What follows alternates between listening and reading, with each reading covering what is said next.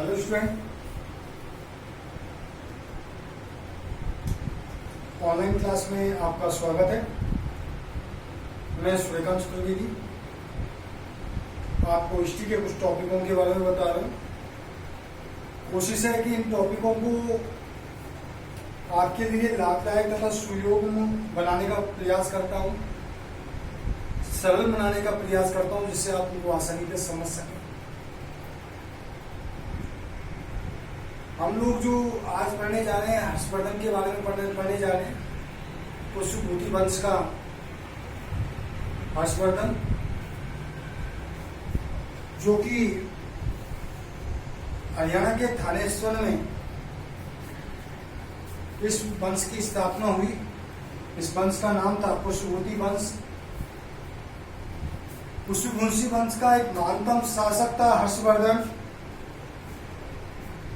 इसके समय में महान यात्री हैंसान, जिसे यात्रियों के राजकुमार के नाम से जाना जाता है, वो भारत में आया था।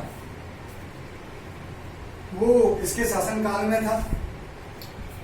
हैंसान जो भारत के अंदर यात्रियों के राजकुमार के नाम से जाना जाता है। इसके द्वारा कन्नौज सभा, प्रयाग सभा का आयोजन किया जाता था। 606 ईस्वी में थानेश्वर के अंदर गद्दी पर बैठा। 647 ईस्वी तक इसके द्वारा शासन किया गया और कन्नौज को इसने अपनी राजधानी बनाया।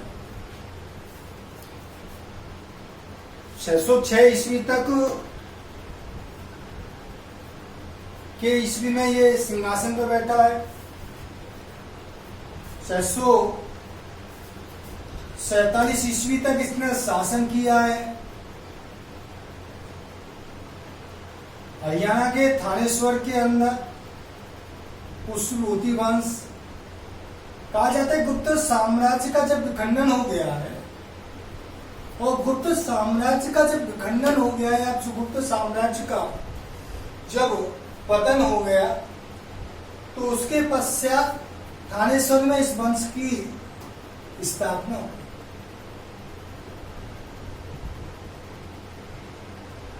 वंश कन्नौज में शासन किया है। तो इसके बारे में हम पढ़ रहे हैं। जैसा कि आपको मालूम है, आप हिस्ट्री पढ़ रहे हैं। हिस्ट्री में सूर्यकांत चतुर्वेदी। लॉकडाउन चल रहा है, ऑनलाइन क्लासेस चल रही हैं, उसका पूरा आनंद लें। मैं मेरी क्लासों में आपसे हमेशा से ही कहता रहा हूँ, सेफ रहिए, स्वस्थ रहिए, घर के अंदर रहिए, घर से बाहर ना निकलें, क्योंकि घर से बाहर एक ऐसी महामारी, वैश्विक महामारी घूम रही है, जिसको आप जिससे परिचित नहीं हैं, और ना जिसको देख सकते हैं, और ना जिसको महसूस किया जा सकता है। तो कृपा करके घर पे रहिए। हम लोग जो आज पढ़ रहे हैं, हर्षवर्धन के बारे में पढ़ रहे हैं। आपका जो टॉपिक चल रहा है हिस्ट्री का, और हिस्ट्री के अंदर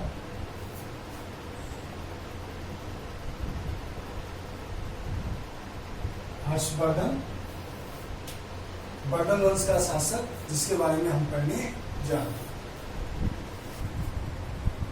हरियाणा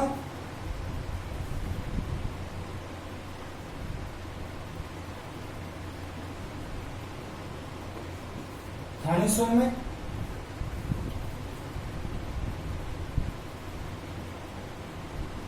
छह ईस्वी के अंदर गद्दी पर बैठा है।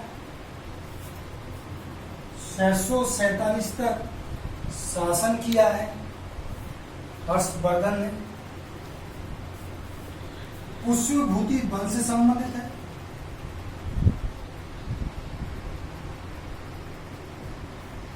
इस वंश से संबंधित है, पुष्यभूति से। ध्यान रखिएगा, मैं आराम से पढ़ा रहा हूं, आपके समझ में आ सके। टॉपिक है थोड़ा सा, अब आप आगे बढ़ते हुए चलेंगे। पुष्यभूति वंश के बारे में चल रही है। हरियाणा के थानेश्वर 606 ईस्वी में 647 तक रहा है। पुष्यभूति वंश का रहा है। कन्नौज को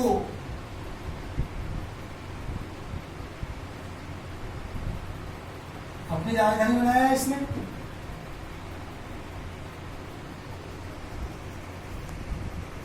कनौज को क्या बनाया आपने? राजधानी बनाया और शासन किया। कहा जाता है कि हर्षवर्धन से पूर्व गुप्त साम्राज्य है,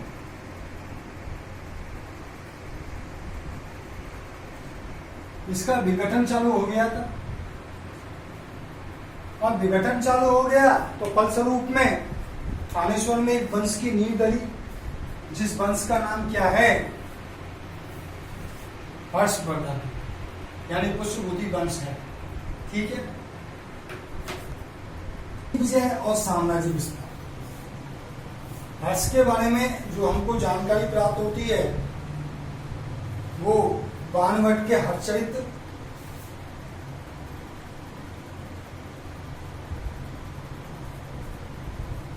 और हेमशाम के विवरण से प्राप्त होता है।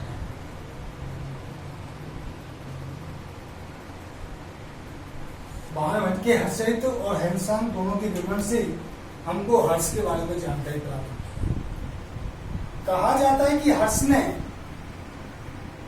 विवरण से इसके बारे में जानकारी प्राप्त होती है। कहा जाता है कि हर्ष ने लगभग उत्तरी भारत के ऊपर, कौन से भारत के ऊपर? उत्तरी भारत के ऊपर अपना आधिपत्य स्थापित कर, वो उत्तरी भारत के अंदर अपने साम्राज्य को पूर्णतः स्थापित कर लिया। और पूरे साम्राज्य को स्थापित करने के पश्चात में एक महत्वपूर्ण आधारशिला को हर्ष के द्वारा रखा गया। यहां उत्तरी भारत की बात की जाए। दूसरी चीज, साम्राज्य विस्तार के बारे में बात की जाए तो हम कह सकते हैं इसने साम्राज्य विस्तार का कार्य किया। जब 606 ईस्वी के अंदर यह सिंहासन पर बैठता है तो उसने सबसे पहले सिंहासन पर बैठने के बाद में, कब बैठा है सिंहासन पे? 606 ईस्वी सिंहासन पर बैठ गया। जब ये सिंहासन पर बैठ गया है तो सिंहासन पर बैठने के पश्चात में इसने सबसे पहले जो आक्रमण किया है, इसने हर्ष ने, उसने किया है आक्रमण बंगाल के गोंड शासक, किन पर आक्रमण किया है? बंगाल के गोंड शासक। बंगाल के गोंड शासकों के अंदर बात की जाए तो यहां पर शासन कौन कर रहा है? शशांक कर रहा है। ठीक है। और इसको रोकने का प्रयास किया। बंगाल के गोंड शासकों पर इसने विरुद्ध कार्रवाई की है और रोकने का प्रयास किया। फलस्वरूप दूसरी ओर कामरूप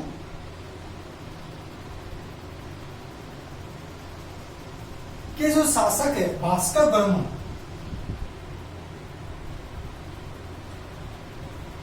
कामरूप का शासक है भास्कर वर्मन, इसके साथ में इसने क्या कर लिया? मित्रता कर ली। मित्रता करने के कारण क्या था कि बंगाल के जो शासक है इसको अपने जगह पर ही रोक सके। द्वार से सुनिएगा, इसने बंगाल के शासक के प्रति कार्रवाई किया इसने, और वहां का शासक जो गोंड शासक था शशांक, उसको क्या किया है? उसके प्रति कार्रवाई करके उसको रोकने का प्रयास किया। इधर कामरूप का जो शासक है भास्कर वर्मन, इसके साथ में इसने क्या किया है? मित्रता की है। और मित्रता करने के पश्चात में उसने कोशिश की है कि इसको भास्कर वर्मन के माध्यम से इसने समझौता किया है कि वह गोंड शासक को अपनी जगह पर ही सीमित कर दे, यानी बंगाल के शासक। यानी कि अगर देखा जाए तो हर्ष ने 630 से 633 के बीच वल्लभी के नरेश दुर्गुसेन द्वितीय बालादित्य को पराजित किया। वल्लभी सारी हर्ष में 630, 637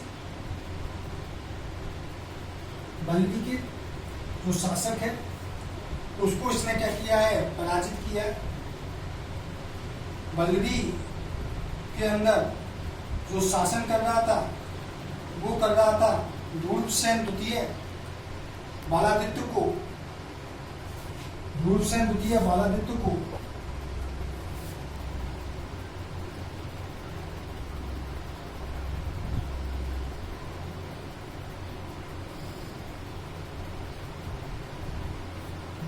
को इसने क्या किया है, पराजित किया। धूर्वसेन द्वितीय बालादित्य को पराजित किया।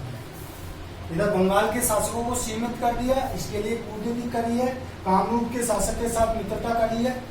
इधर की साइड में इसका 630 से 633 में बल्लभी के जो नरेश है धूर्वसेन द्वितीय बालादित्य, इसको क्या किया है, इसने पराजित किया है।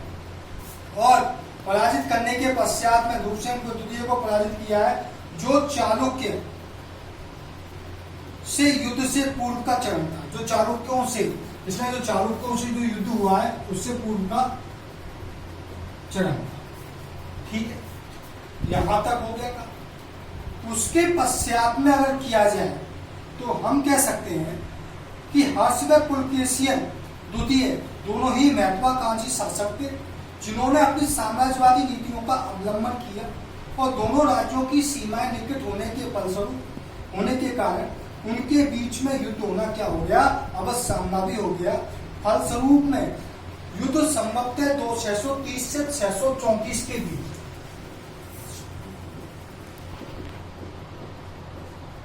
दोनों की सीमाएं बराबर में, तो 630 से 634 के बीच में दोनों साम्राज्यों के जो शासक दोनों ही महत्वाकांक्षी हैं। एक तरफ हर्ष है, दूसरी तरफ पुलकेशियन है।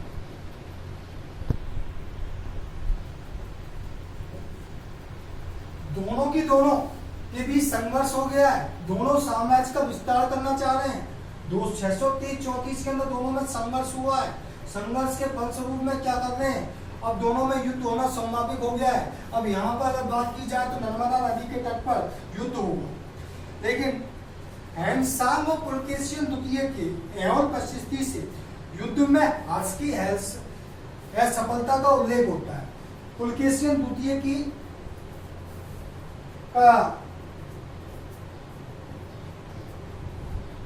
और हेमसांग के जो स्रोत हैं और पुलकेशियन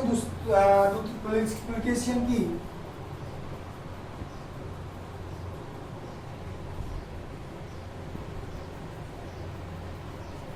एक और प्रशस्ति है।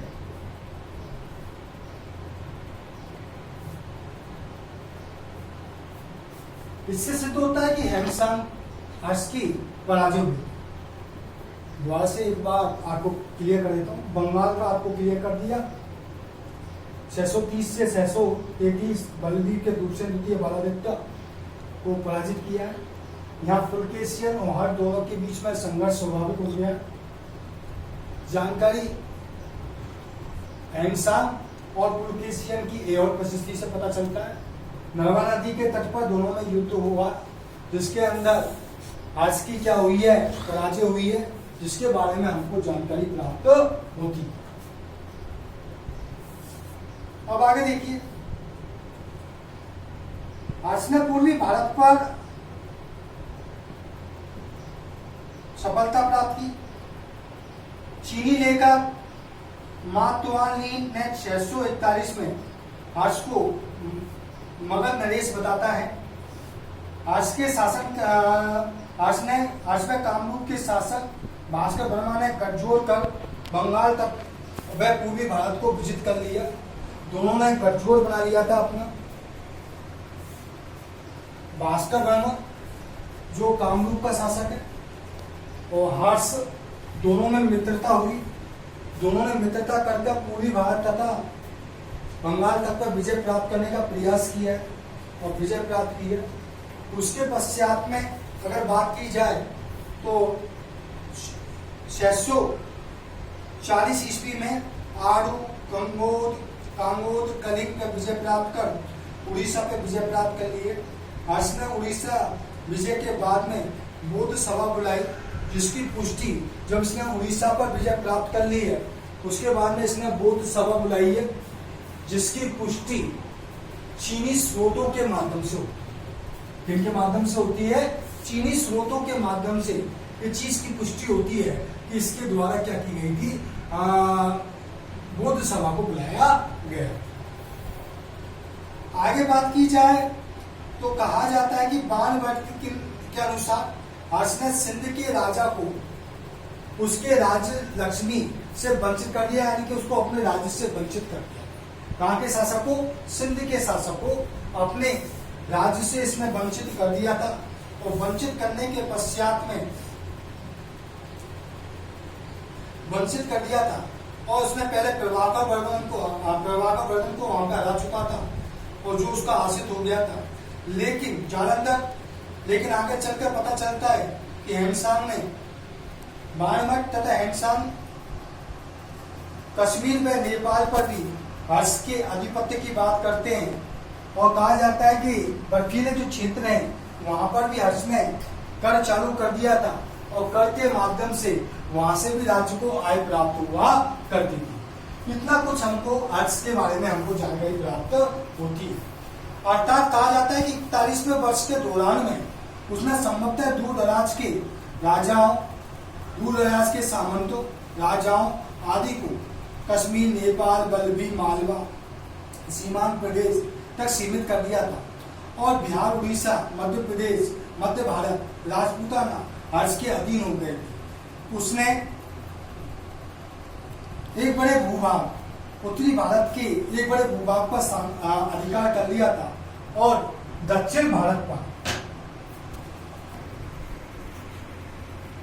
पर विजय के साथ में दक्षिण भारत के अभिलेखों से विदित होता है या पता चलता है कि सैकड़ों त्रापकनाथ यानी कि उत्तर भारत का स्वामी की इसके द्वारा उपाधि प्राप्त की।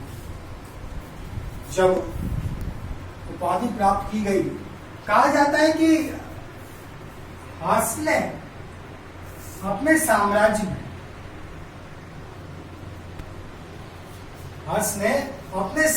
को अगर बात की जाए सामंती व्यवस्था पर आधारित बनाया।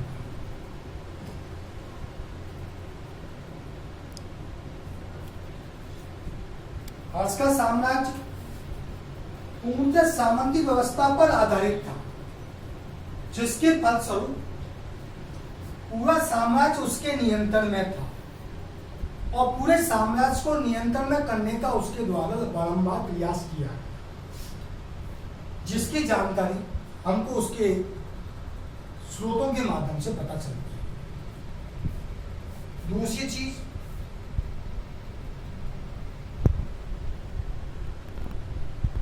गृह राज्य पर सीधा उसका प्रशासनिक नियंत्रण था।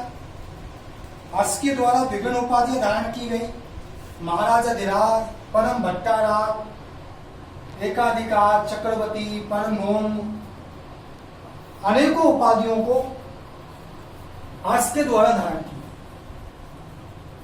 महाराजाधिराज,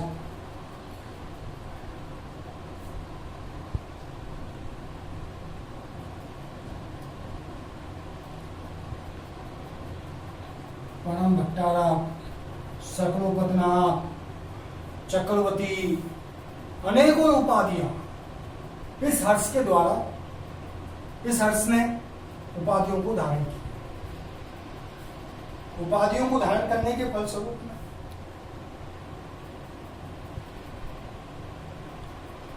अपने अधीनस्थ जो शासक थे उनके प्रति इसमें उदारता का प्रभाव है और इस तरीके से इसने अपनी राजनीतिक विजय और अपने साम्राज्य का विस्तार किया। जब हर्ष ने अपना विजय और साम्राज्य का विस्तार कर लिया तो फलस्वरूप ये धर्म की ओर आकर्षित हो गया। धर्म की ओर आकर्षित होने के फलस्वरूप में इसके द्वारा धर्म सभाओं का आयोजन किया गया। धर्म सभाओं में आयोजन के रूप में कन्नौज सभा, प्रयाग सभा, इनका आयोजन किया। तो हम देखते हैं हमारे टॉपिक है नेक्स्ट है?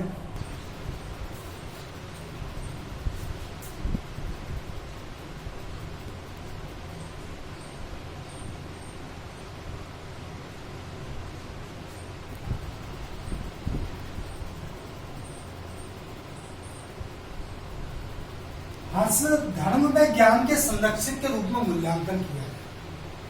हर्ष धर्म और ज्ञान का महान संरक्षक कहा जाता है। कला संस्कृति से परिपूर्ण था और इसने धर्म और ज्ञान के संरक्षण के अंतर्गत अपना महत्वपूर्ण योगदान दिया। प्रारंभ में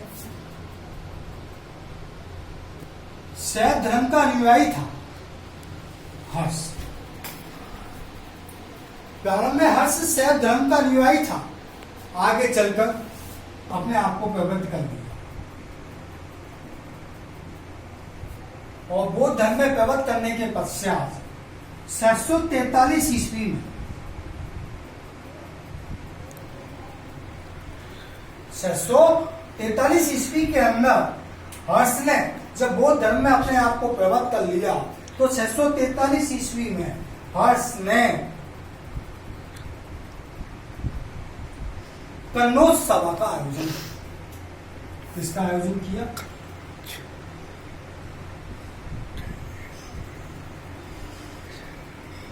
कन्नौज सभा, जिसमें ब्राह्मण, बौद्ध, जैन सभी लोगों ने इस कन्नौज सभा के अंतर्गत आए।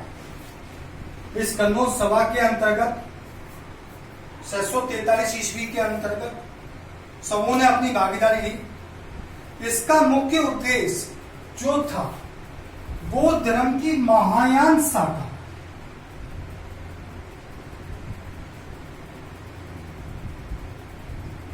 आपको मैंने बता दिया था बौद्ध धर्म का बंटवारा दो भागों में हो गया था, हीनयान और महायान।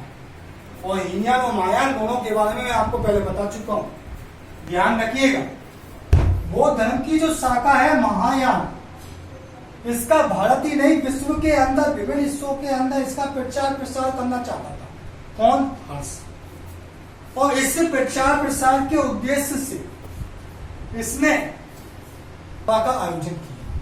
दूसरी चीज यह थी कि हैंडसांग उस समय इसके दरबार में ही था, तो हैंडसांग की उपस्थिति का ये फायदा उठाना चाहता था, इसलिए हर्ष ने कन्नौज सभा का आयोजन किया।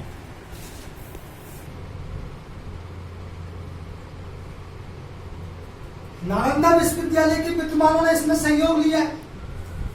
आपको बता चुका हूं कि महायान शाखा को वो उन्नत अवस्था के अंदर पहुंचाना चाहता था, प्रसार करना चाहता था। प्रारंभ में शैव धर्म का मतावलंबी था, आगे चलकर बौद्ध धर्म में प्रवृत्त हो चुका है। महायान शाखा का प्रसार करना चाहता था। हैंडसांग उस समय उसके राज्य में था, उसका वह फायदा उठाना चाहता था। 643 ईसाई पूर्व में 643 ईस्वी में कन्नौज सभा का इसके द्वारा आयोजन किया गया। कहा जाता है कि राजस्व का 1/4 भाग, कुल राजस्व का 1/4 भाग का वह धर्म के रूप में खर्च किया करता था। किसमें किया करता था? धर्म के रूप, और इसने धर्म के रूप में इसको खर्च किया। आगे धार्मिक सहिष्णुता और सामाजिक एकता की भावना को बांधने का प्रयास किया। अब हम देखते हैं कन्नौज सभा के बारे में। कन्नौज सभा क्या है?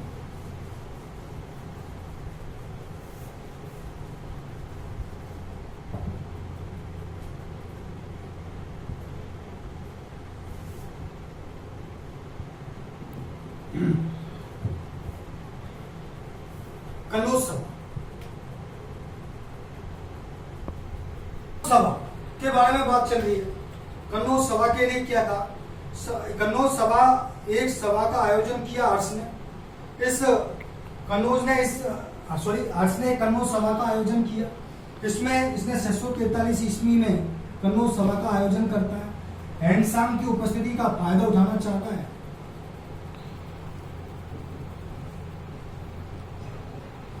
की उपस्थिति का ये पूरा फायदा उठाना चाहता है।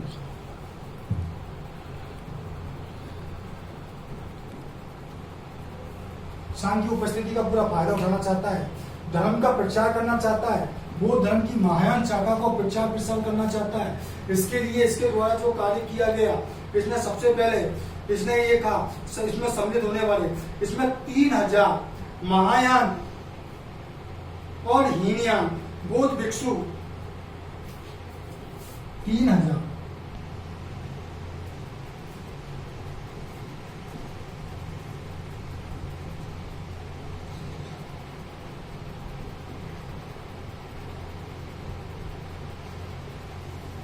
ध्यान से देखिएगा, 3 यान अजय महायान बौद्ध महायान और हीनयान बौद्ध भिक्षु, 3000 ब्राह्मण,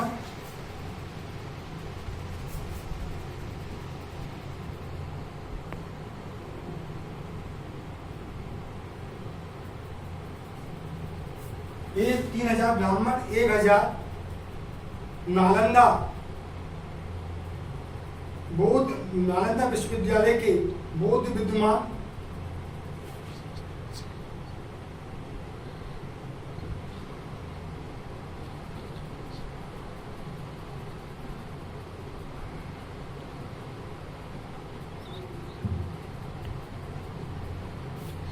के द्वारा भाग लिया गया।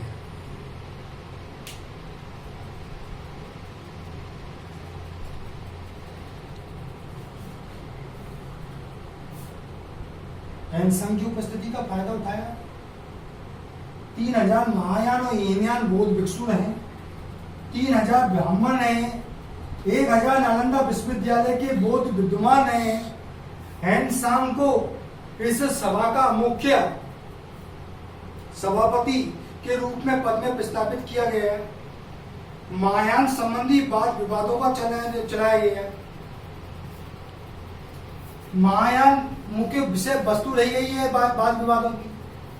23 दिन तक ये कन्नौज सभा का आयोजन चला है। कितने दिनों तक चला है? 23 दिनों तक इस सभा का आयोजन चला है।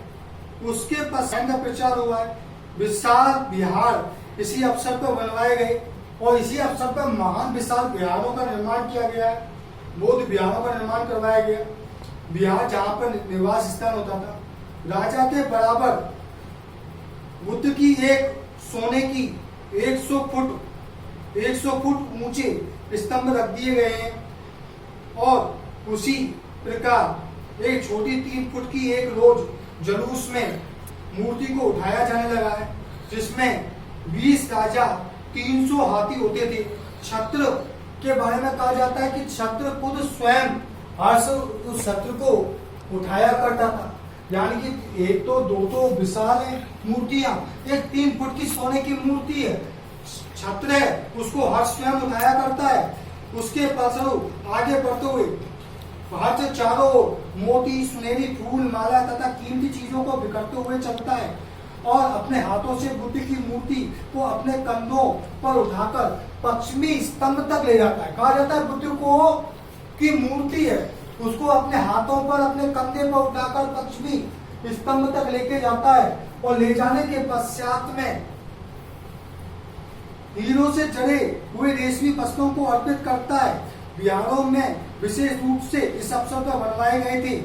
हर्ष ने संरक्षण को, महायान धर्म के संरक्षण को अपने यहाँ संरक्षण प्रदान किया महायान धर्म को, और देश विदेश के अंदर महायान धर्म का प्रसार करने का हर्ष के द्वारा प्रयास किया गया। सर के इसी स्थिति के फलस्वरूप में दान किया गया। हर्ष ने प्रत्येक वर्ष प्रयाग में महामोक्ष परिषद हर्ष ने प्रत्येक 5वें वर्ष अपने राज्य में प्रयाग में महामोक्ष परिषद का आयोजन करने का लक्ष्य और सभी धर्मों के देवी देवताओं की पूजा की जाने लगी। विभिन्न धर्मों के लोगों को दान दिया जाने लगा। तो ये थी आपकी कन्नौज सभा। नेक्स्ट है आपका प्रयाग सभा।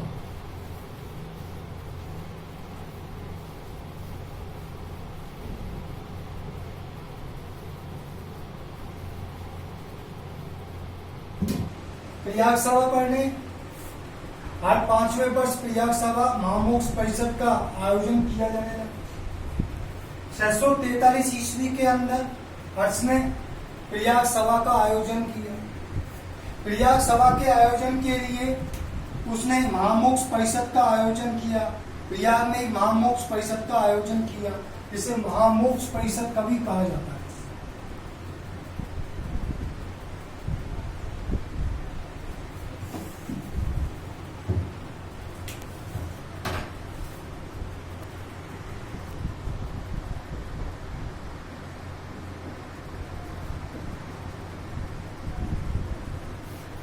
महामोक्ष परिषद। प्रयाग समारोह क्या कहा जाता है? महामोक्ष परिषद भी इसको कहा जाता है। आयोजन किया जो हर्ष कहा जाता है कि हर्ष 30 वर्षों तक लगातार 30 वर्षों से इसका आयोजन करता हुआ चल रहा है। ध्यान से देखिएगा, महामोक्ष परिषद 30 वर्षों से आयोजन चल रहा है। 643 ईस्वी के अंदर ये छठी महामोक्ष परिषद है जिसका आयोजन हर्ष करता है। इस सभा का आयोजन जो किया जा रहा है गंगा और यमुना नदी के संगम पर जो रेत है उसके अंदर महामोक्ष परिषद का आयोजन किया जा रहा है। हैंगसांग ने 18 राष्ट्रीय मित्रों ने भाग लिया। इसमें हर्ष और हैंगसांग के 18 राष्ट्रीय जो मित्र हैं उन्होंने भाग लिया। 5 लाख से अधिक लोग इसके अंदर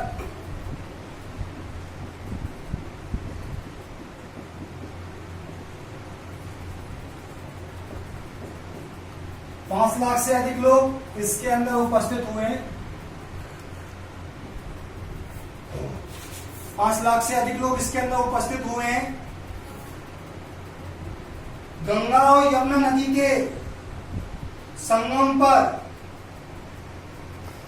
इस महामोक्ष परिषद का आयोजन किया गया। उस रेत के अंदर लोगों के लिए निवास और भोजन की व्यवस्था की गई है।